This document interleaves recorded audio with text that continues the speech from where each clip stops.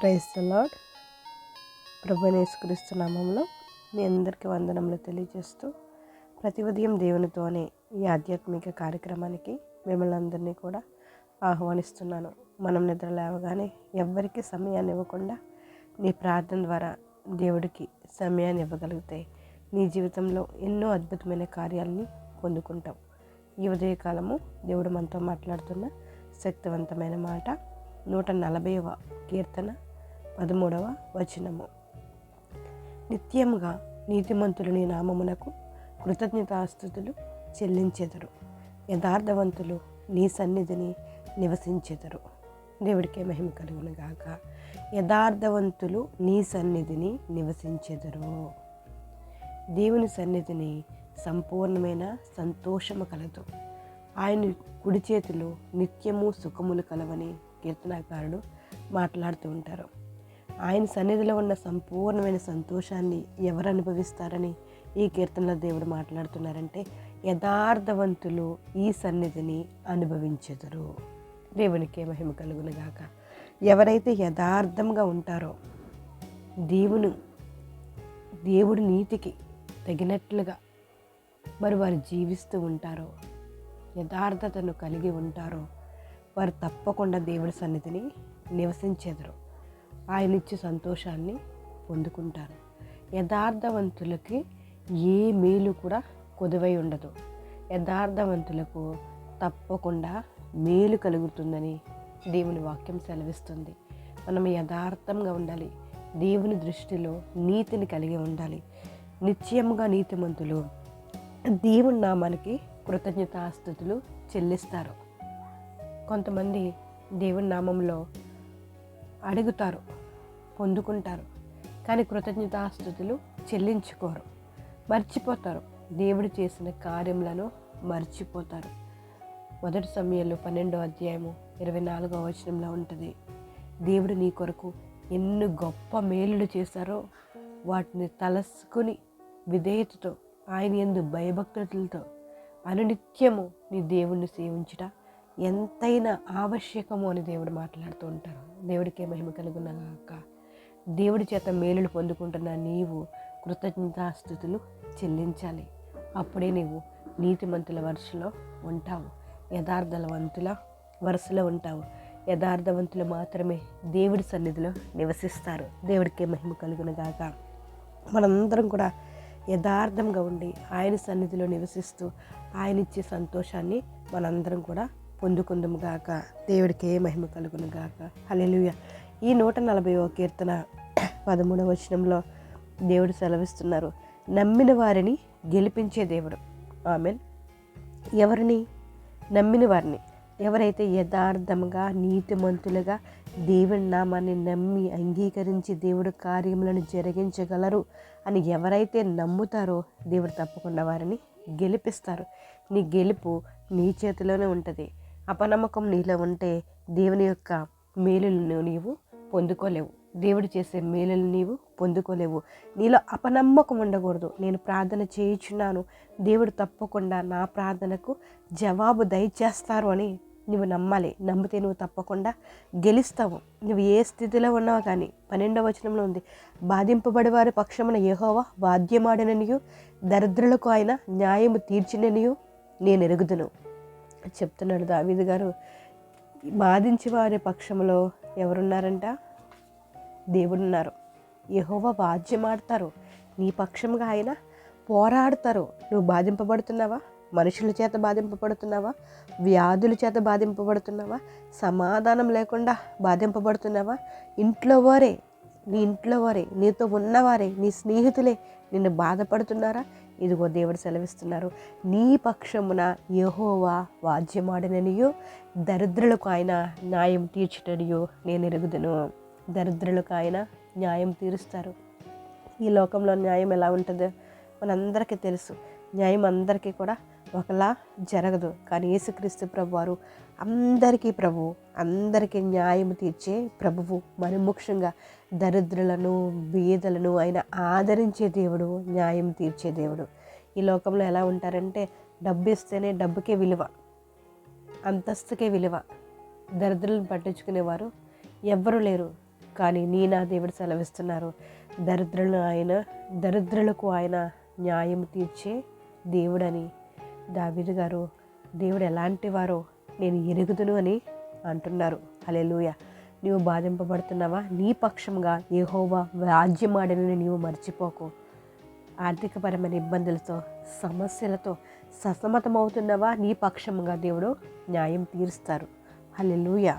నిశ్చయముగా నీతిమంతులు నీ నామమునకు కృతజ్ఞతాస్తుతులు చెల్లించెదరు. మనం నీతిమంతులుగా ఉండి ఆయన చేసిన మేలులకు, ఆయన చేత పొందుకున్న కార్యములకు మనం ఎప్పుడు కూడా కృతజ్ఞతాస్తుతులు కలిగి ఉండాలి. కృతజ్ఞతా భావాన్ని మనం కలిగి ఉండాలి. మన కొరకు ఎన్నో మేలులు చేశారు, వాటిని మర్చిపోయి నీ దేవుడు నీకేమి చేశాడని ఎవరైనా అంటుంటే నువ్వు వారితో ఏకీభవించడానికి వీలు లేదు.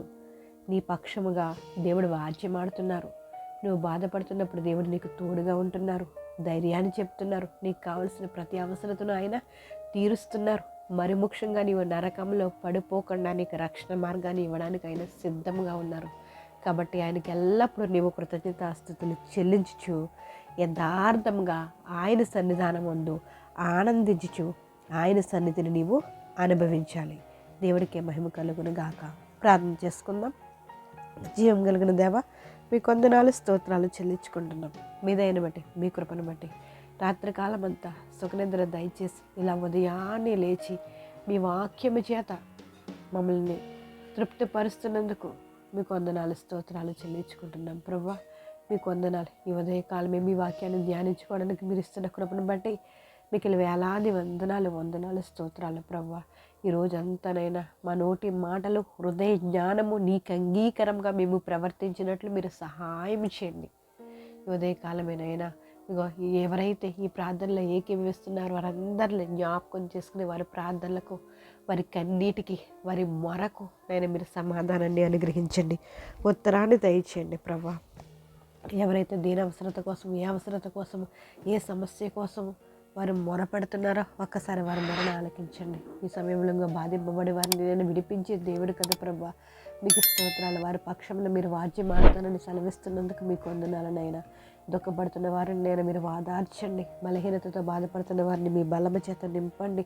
అనారోగ్యంతో ఉన్న బిడ్డల్ని ఆరోగ్యాలతో నేను నింపి అద్భుతమైన కార్యములను వారికి జరిగించండి. స్వస్థత కార్యములను వారికి జరిగించండి. మీ వాక్కుని పంపి వాళ్ళని బలపరచండి, స్వస్థపరచండి, బాగు చేయండి. ప్రభువా, మీ వాక్యే కదా మాకు స్వస్థతను అనుగ్రహిస్తుంది, మీ వాక్యే కదా మాకు బలంను అనుగ్రహిస్తుంది. ఈ విషయాన్ని ప్రతి ఒక్కరు గ్రహించడానికి మీరు సహాయం చేయండి. ప్రభువా, మీకు వందనాలు.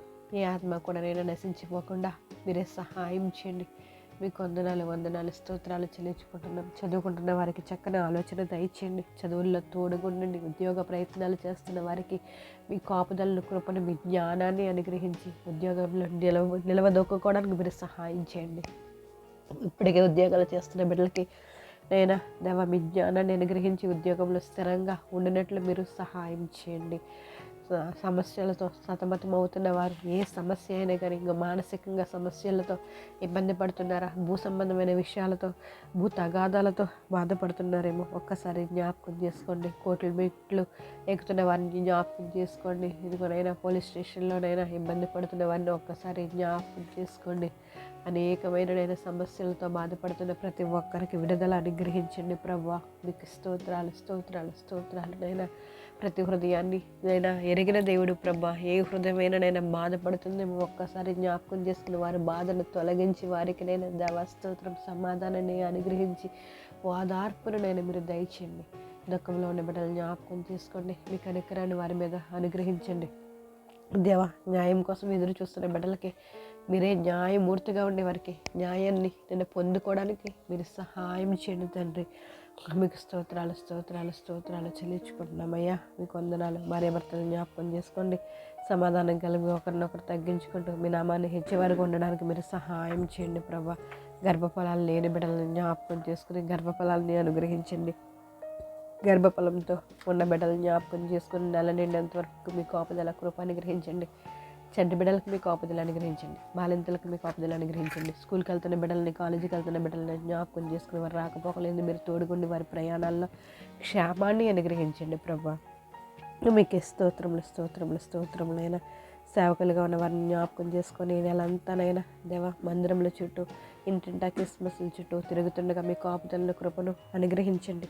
మంచుకునైనా ఎటువంటి ఇబ్బందులు లేకుండా మీరే సహాయించండి. ఈ నెలంతా జరుగుతున్న ప్రతి క్రిస్మస్లో మీరు తోడుగుండి మహిమకరంగా ప్రతి క్రిస్మస్ జరగడానికి మీరు సహాయం చేయండి. క్రిస్మస్ పండుగ అంటే అలంకరించుకోవడమే కాదు, క్రీస్తుని ఆరాధించడం అని ప్రతి ఒక్కరూ గ్రహించి నిజంగా మీకు మొరపెట్టడానికి, నిజముగా మీకు ఆరాధించడానికి మీ కృపను అనుగ్రహించండి ప్రభా. మీకు స్తోత్రములు స్తోత్రములు స్తోత్రములు చెల్లించుకుంటున్నాం. ప్రతి ఒక్కరిని కూడా జ్ఞాపకం చేసుకోండి. ప్రతి ఒక్కరు మీ యందు భయభక్తులతో జీవించడానికి మీరు సహాయం చేయండి.